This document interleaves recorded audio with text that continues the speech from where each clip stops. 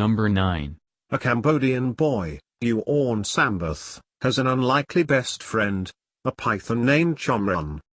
Chomran is 16 feet long and weighs over 220 pounds. The snake slithered into the lives of the Sambath family when Yuorn was only 3 months old. They are not at all worried about his attachment to the reptile and believe Chomran brings good luck. However, the python eats a whopping 22 pounds of chicken per week, which has put quite a financial strain on the family. They've recently relinquished him to a rescue as a result, but Yuorn still visits his old friend regularly. Number 8. A potty-trained alligator named Rambo, who understands sign language and can ride a quad bike, is being removed from his owner because at 6 feet long, he is now too big to stay at her home. Mary Thorne adopted the Rambo 11 years ago. However, in March 2016, she was told by Florida Fish and Wildlife that in order to keep the 15-year-old reptile, she has to move to a property with at least 2.5 acres of open space or relinquish him to a sanctuary. Horn said, Rambo watches TV on top of my dogs and is so gentle, kids love him and babies have their picture taken with him, and believes if he is treated like a normal gator elsewhere, he'll be dead in weeks. Thorne further explained the bond she has with her pet. He's like my son. He's my family. Number 7. When Arabella Carter Johnson brought a therapy cat named Thila home from a local breeder, the fluffy kitten slept in 6-year-old Iris Grace Harmshaw's arms the first night.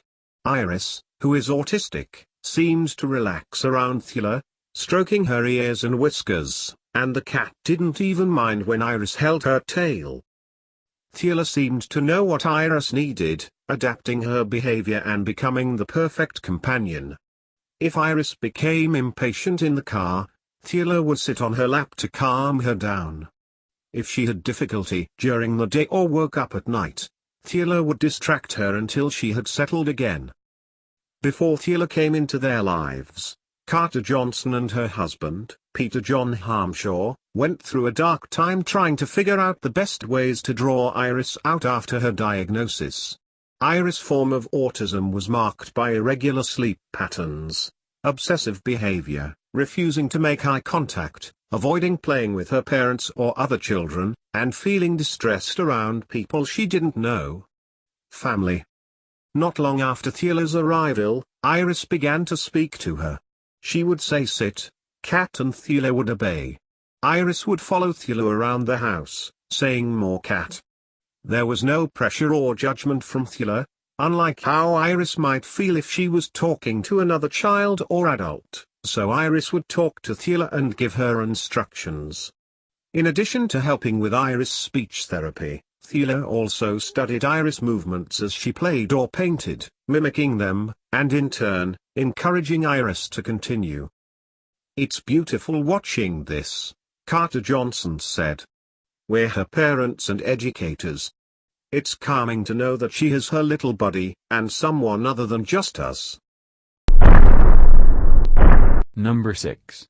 A lot of kids go to the park to see ducks, but 5-year-old Kylie Brown does things in reverse. She takes her duck, Snowflake, to see the park. The duck swims around the pond and then he returns when called. Snowflake sincerely believes that Kylie is his mother, and the duck is not alone in this delusion. For whatever reason, the duck imprinted on Kylie and just has to be by her side.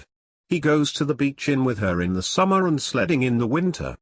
He's been to soccer practice, gone on sleepovers, and he even been trick-or-treating. I'm his mom, Kylie says. When she was reminded that she's not really the duck's mom, she disagrees.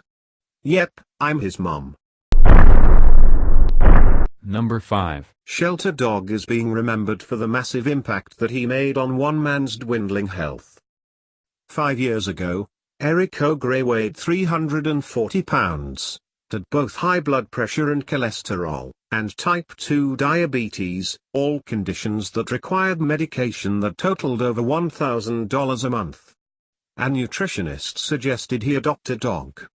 Eric took a trip to the Humane Society in Silicon Valley and told staff, "I'd like an obese, middle-aged dog so that I would have something in common with him." That day he went home with Petey, a dog that eventually improved his health, ability to socialize and overall well-being. We formed an inseparable bond, and one that I had never really experienced with another person, animal, or anybody, says O'Gray. With Petey's help, O'Gray lost nearly 140 pounds. Petey also lost about 25 pounds.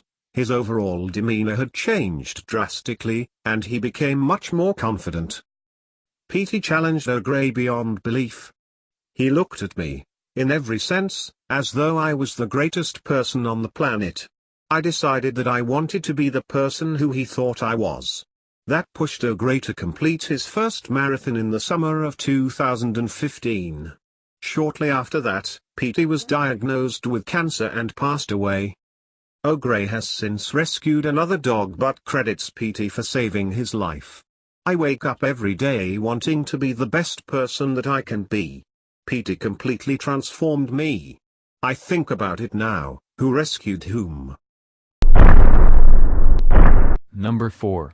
In 2014, English conservationist Damien Aspinall was filmed reuniting with a gorilla he helped raise. His organization, the Aspinall Foundation, is dedicated to breeding and returning gorillas and other animals back to the wild. He wanted to see how Quibi, one of the gorillas he released 5 years prior, was doing. Quibi was born in a zoo in England, but was eventually released in a jungle preserve in Gabon. Since then, he has begun to raise his own family. At first, Aspinall wasn't sure if the gorilla would even remember him, but he most certainly did. Number 3. In 1969, John Rendell and Aceberg purchased a £35 lion cub from Harrods department store. The friends raised Christian in their London home, but within a year, he had grown too big to keep. Rendell and Berg knew they couldn't keep him much longer, but didn't quite know what to do with him. Enter conservationist George Adamson. With his help, Christian was relocated to Africa where he was rehabilitated and released into the wild. After a few years had passed, Rendell and Berg decided to visit Christian. They were told their odds of finding him were slim, and the chances of him recognizing them were even slimmer. Shortly after they arrived, however, Christian appeared outside Adamson's camp. Watch their incredible reunion below. Number 2. One 8-year-old has been receiving trinkets from an unusual source, the birds in her garden. Seattle, Washington resident Gabi Mann feeds the crows that visit her home, and in exchange, they bring her gifts. She has built up a collection of more than 100 beads, buttons, pieces of metal, and plastic and foam trinkets, all left for her by her corvid companions. Her strange relationship with the birds began in 2011 when, as a 4-year-old, she would accidentally drop food. Crows began loitering around the house hoping to pick up the scraps she left behind. When she started going to school, Gabi began feeding them her lunch. The birds then lined up to wait for her to get off the bus at the end of the school day. Gabi keeps all of her gifts from the crows in carefully labeled pots. Number 1. João Pereira de Souza, a 71-year-old retired widower, found a Magellanic penguin from Patagonia washed up on a beach near his home in Brazil in March 2011. It was covered in oil and fighting for its life. The Souza man cleaned the bird, fed it and nursed it back to health before trying to release it, but the penguin wouldn't leave his side. Meet Jing Jing. The bird does head out to sea for days, sometimes months, but always returns. I never saw a critter get so attached. You can let him go wherever you want, but he'll come right back, de Souza said. The duo spends about 8 months out of the year together, strolling on the beach and swimming. Mostly, Jing Jing just follows de Souza wherever he goes and is now considered the village mascot.